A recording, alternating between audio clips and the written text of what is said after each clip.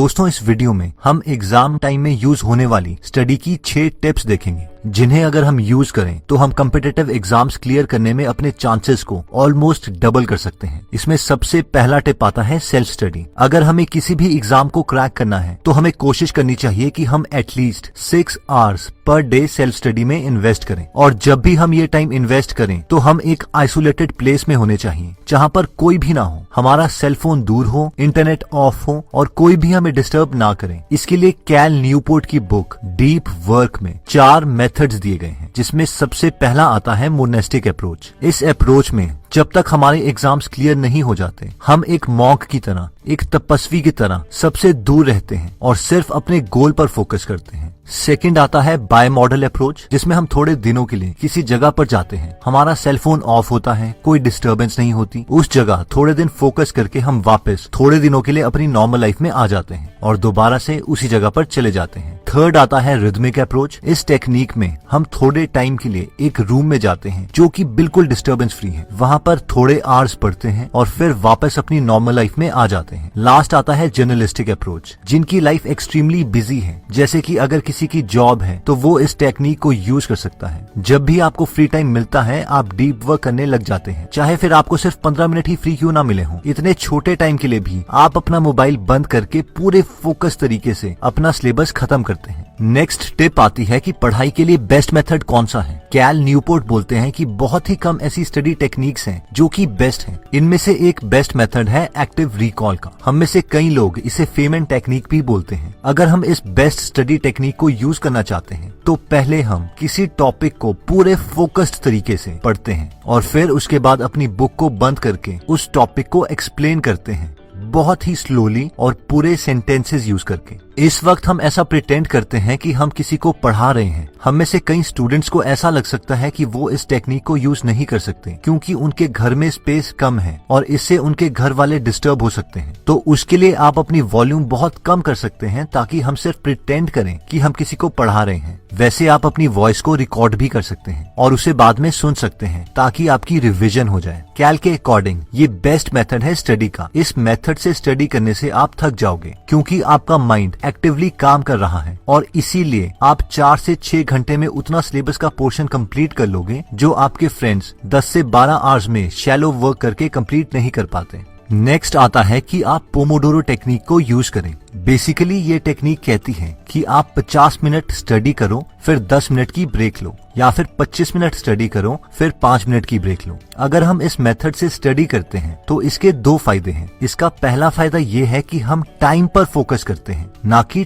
Task पर। अगर हम ऐसा करते हैं तो हमें ये टेंशन नहीं होगी कि सिलेबस कब खत्म होगा, क्योंकि हमें पता है कि हमने बस 25 मिनट ही पढ़ना है, फिर चाहे इस टाइम में एक चैप्टर खत्म हो या एक आर्टिकल। इस टेक्निक का दूसरा फायदा है कि हम स्टडीज को कम टालेंगे, और वो इसलिए होगा क्योंकि आपने अपना स्टडी टाइम बहुत कम कर दिया है, सिर्फ 25 मिनट। इसीलिए कम मोटिवेशन होने के बावजूद हम अपने माइंड को कन्विंस कर देंगे कि यार 25 मिनट ही तो पढ़ना है, चलो पढ़ लेता हूँ, फिर चाहे 10 लाइन ही क्यों ना पढ़ी जाए। और जब हम 25 मिनट का एक सेशन दे देते हैं तो हमारा एक मोमेंटम बिल्ड हो जाता है और थोड़ा कॉन्फिडेंस भी आ जाता है, और फिर आप ऐसे 25 या 50 मिनट के काफी सेशंस दे सकते हो। अब हम में से कई स्टूडेंट्स इस टेक्निक को इतना ज्यादा सीरियसली ले लेते हैं कि उन्हें लगता है कि एग्जैक्टली 25 मिनट ही पढ़ना है और एग्जैक्टली 5 मिनट की ही ब्रेक लेनी है, और ऐसा बिल्कुल नहीं है। बस इस कॉन्सेप्ट को समझिए कि हम इसे क्यों यूज कर रहे हैं और अपने कंफर्ट के अकॉर्डिंग टाइमिंग को थोड़ा ऊपर नीचे कर लीजिए। अगर हम ब्रेक की बात करें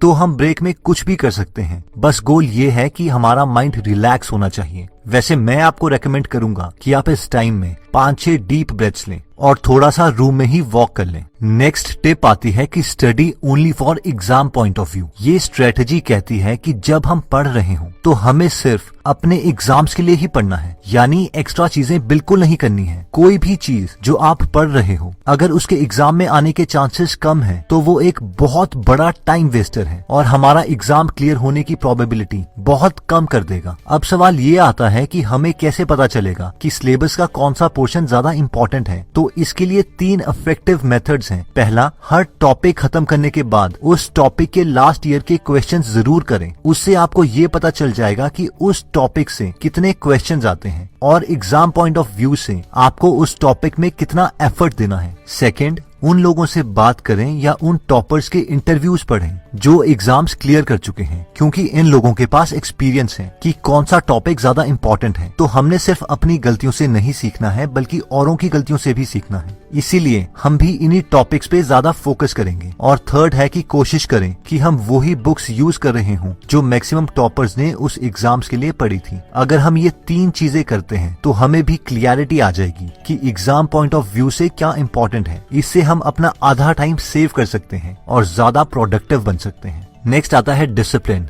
नॉट मूड। हमें ये श्योर करना है कि जब हमें पढ़ना है तो फिर हमें पढ़ना है, चाहे फिर हमारा मूड कैसा भी क्यों ना हो, क्योंकि 90% टाइम हमारा मूड हमें स्टडी करने के लिए मना ही करेगा। इसलिए जब हमारा पढ़ने का मूड ना हो तो हम पोमोडोरो टेक्निक का यूज कर सकते हैं। जब हम 25 मिनट तक पढ़ लेते हैं तब मैक्सिमम केसेस में हमारा स्टेट ऑफ माइंड चेंज हो चुका होता है और एक मोमेंटम बन चुका होता है, और फिर उसके बाद हम 50-50 मिनट के या अपनी कैपेसिटी के अकॉर्डिंग ज्यादा सेशंस पढ़ाई में इन्वेस्ट कर सकते हैं। नेक्स्ट आता है stop complaining and start working. हम में से मैक्सिमम स्टूडेंट्स कंप्लेन करते रहते हैं कि मेरे पास घर में जगह नहीं है, लाइब्रेरी में जाने के पैसे नहीं है, कोचिंग के पैसे नहीं है, और हो सकता है शायद एक्चुअल में हमें वो प्रिविलेजेस ना मिली हो। लेकिन रियलिटी ये है कि दुनिया को इसकी परवाह नहीं है। अगर हमारी सच में भी कोई प्रॉब्लम है तो हमारे पास 2 ऑप्शंस हैं। 1, या तो हम एक अच्छी सी स्क्रिप्ट अपने माइंड में बना ले बहानों की कि मेरे पास ये नहीं था, मेरे पास वो नहीं था, अगर ये होता तो मैं यहाँ होता, अगर वो होता तो मैं वहाँ होता, और मरते दम तक हम यही स्क्रिप्ट लोगों को, अपने रिलेटिव्स को, अपने बच्चों को सुनाते रहें और ऐसे ही एक लूजर की तरह मर जाए। वैसे ये बहानों की स्क्रिप्ट आपने अपने आस पड़ोस में जरूर सुनी होगी। दूसरा हमारे पास ऑप्शन आता है कि हम डिसाइड कर लें कि मेरे पास जो है बस यही है, लेकिन मुझे जो चाहिए वो चाहिए ही, और फिर हम उठें और मेहनत करके अपने गोल्स को पा लें। देखिए, हमारे कोई भी प्रॉब्लम हो, कोई ना कोई ऐसा जरूर है जिसकी हमसे भी बुरी हालत है, और वो उन गोल्स को पा ही लेगा जिनके हम सपने देखते हैं। आप अपनी कंडीशन बताइए और मैं आपको उससे भी वर्स्ट स्टोरी बताऊंगा जिसने अपनी लाइफ में उन प्रॉब्लम्स के बावजूद अपने गोल्स अचीव कर लिए। इन शॉर्ट, हमें बहाने नहीं मानने हैं, कंसिस्टेंट रहना है। अगर हम शेरशाह ऑफ कारगिल, परमवीर चक्र अवार्डी कैप्टन विक्रम बत्रा की बात करें तो उन्होंने 11th बार अपना एसएसबी का इंटरव्यू क्लियर किया था। अगर वो 10th बार ही क्विट कर देते और ऐसा बोलते कि यार यहाँ तो पैसे लेते हैं, सिस्टम ही करप्ट है, ये है वो है, तो हम इनका नाम नहीं जानते। और ऐसे बहुत से केसेस हैं। इवन मेरा एक क्लोज फ्रेंड है जिसकी 8th टाइम एसएसबी में सिलेक्शन हुई थी और आज वो इंडियन आर्मी में मेजर है। 8th इंटरव्यू में उससे यही सवाल पूछा गया था कि इमेजिन करो अगर इस बार भी आपकी इंडियन आर्मी में सिलेक्शन नहीं होती तो आप क्या करोगे। तो उसने कहा था, नो प्रॉब्लम सर, 20 दिन के बाद मेरा सीडीएस का एग्जाम है, I will be back with in 4 months। और यही एटीट्यूड भी चाहिए कि हम तो तब तक लगे रहेंगे जब तक सांस है, क्विट करना हमारी डिक्शनरी में नहीं है।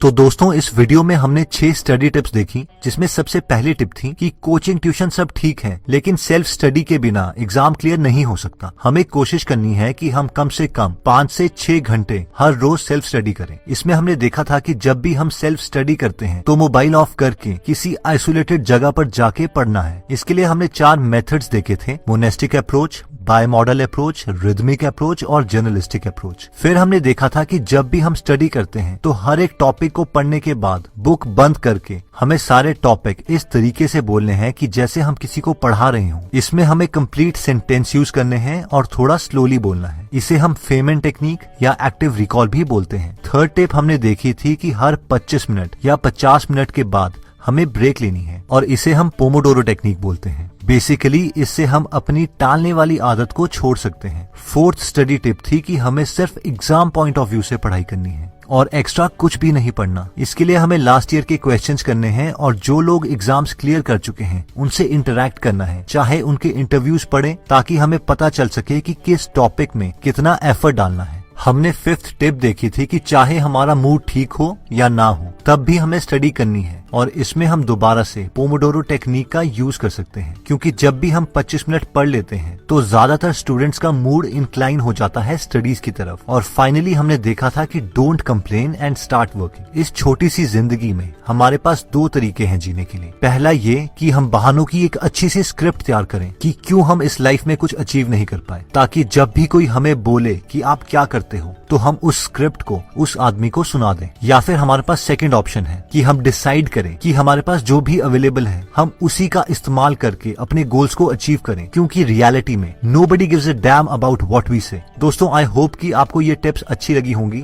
और एग्जाम्स में इससे आपकी काफी मदद होगी। और अगर आप कैल न्यूपोर्ट की बुक डीप वर्क को डिटेल में सुनना चाहते हैं तो आप डिस्क्रिप्शन में दिए हुए लिंक में जाके हमारी गीगल ऐप डाउनलोड कर सकते हैं और डीप वर्क जैसी और बुक्स को भी फ्री में डिटेल में सुन सकते हैं। अगर आप हमारी वीडियोस मिस नहीं करना चाहते तो हमारा पेज लाइक करने के बाद 3 डॉट्स के बटन को प्रेस करके फॉलो के बटन को सिलेक्ट कीजिए और फाइनली सी फर्स्ट के ऑप्शन को सिलेक्ट कर लीजिए। इससे आपको हमारी हर पोस्ट मिलती रहेगी। जय हिंद।